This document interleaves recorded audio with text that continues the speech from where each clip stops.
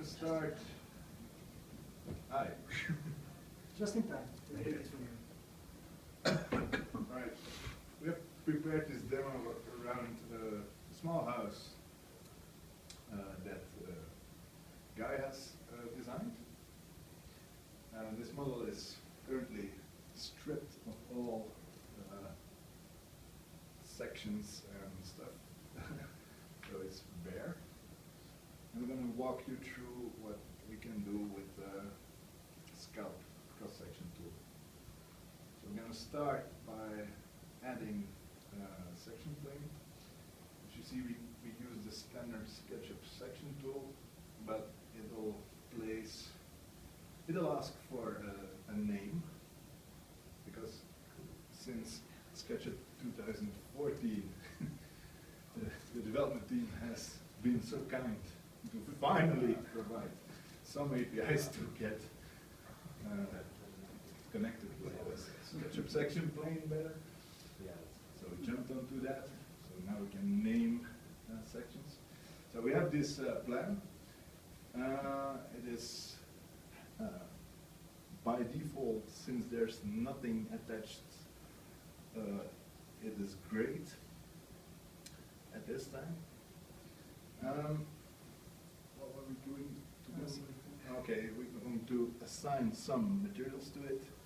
This is the basic introduction, and in a few minutes we'll show some more advanced things. So, as you see, he's now defining concrete and some patterns on the wall.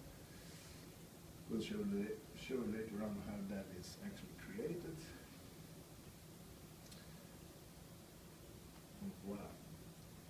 And then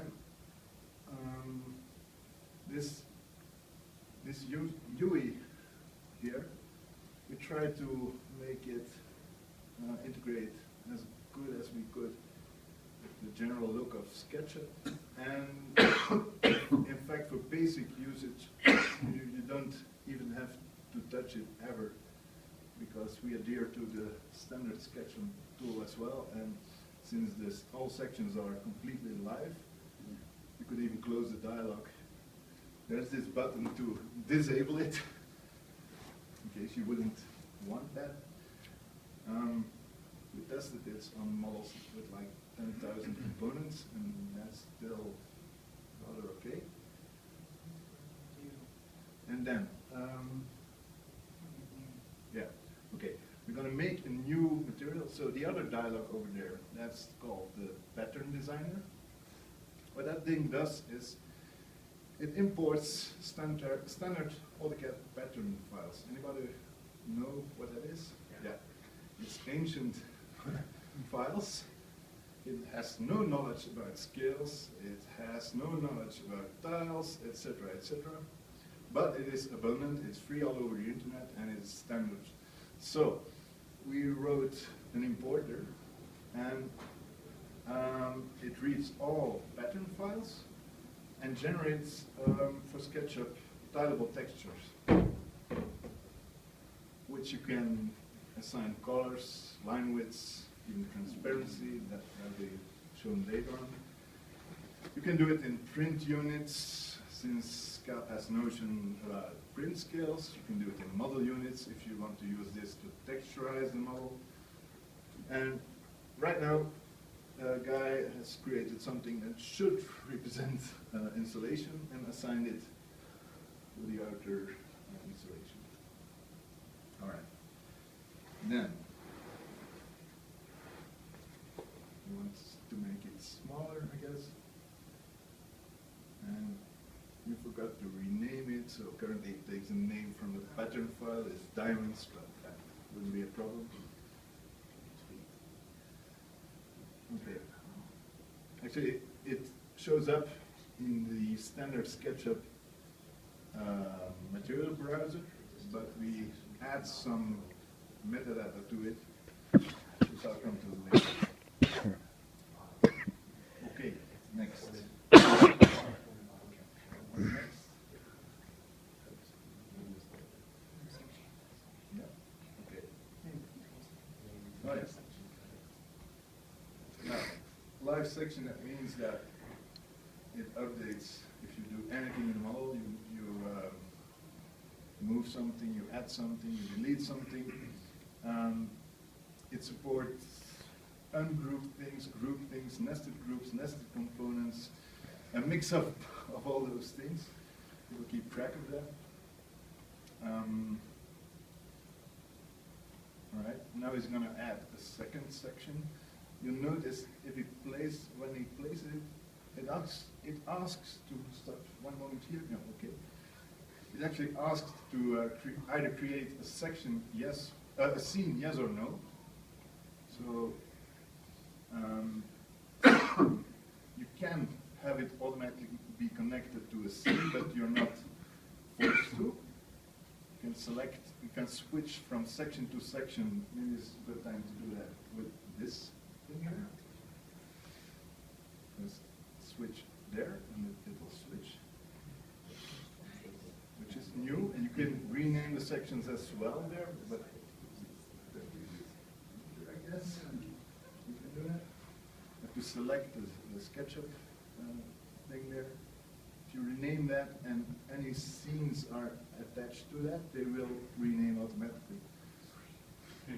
Okay. Is this tweetable, or is this like a private? This is absolutely tweetable. Okay.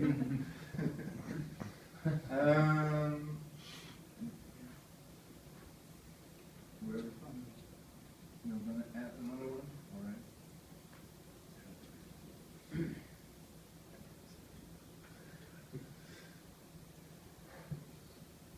Yeah.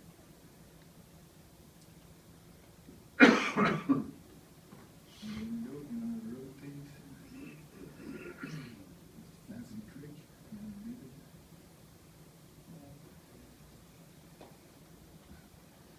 Okay. Oh, there's your mistake. That was planned. Wasn't planned to have it in a rotated section though.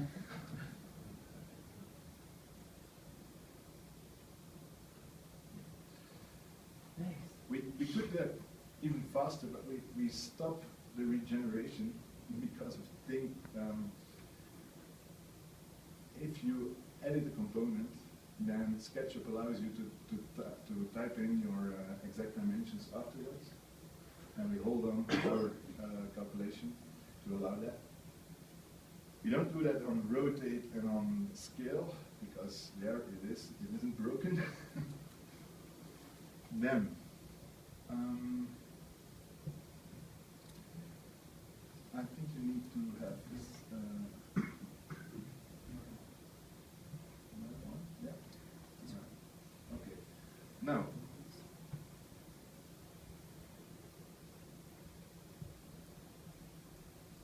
Another thing that Scalp can do is you can have multiple representations of the same section in different scenes. That would be useful, for instance, if you would like to have a more simplified representation for a preliminary design, for instance. There's no need to have a separate section for that, but there is a need. We can use something which we call Scalp styles for that, and actually those are queries. Sounds maybe complicated, but it is a generic way to remap how the section looks. It uses, it can use layer names if you're based, if you're used to place your objects on layers. It can take that, or it can take materials. It can take render materials. It can take tags, and once the new IFC feature gets exposed in the API, we will definitely support that. So these are basically quick tweaks. You can go as complicated as you want, but you're never obliged to do that. So we're remapping some of the layers in the model. And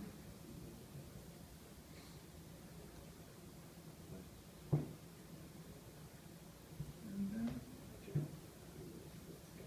right, that's about it. And normally, so if we switch back, no, that's another one. Is that one? Yes, that's the same section. So that would mean if we move that, the black one would be moved as well. It is the same thing.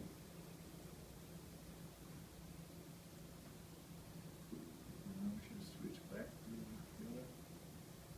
That's, yeah, it's kind of difficult to see, but it's deeper in the model now.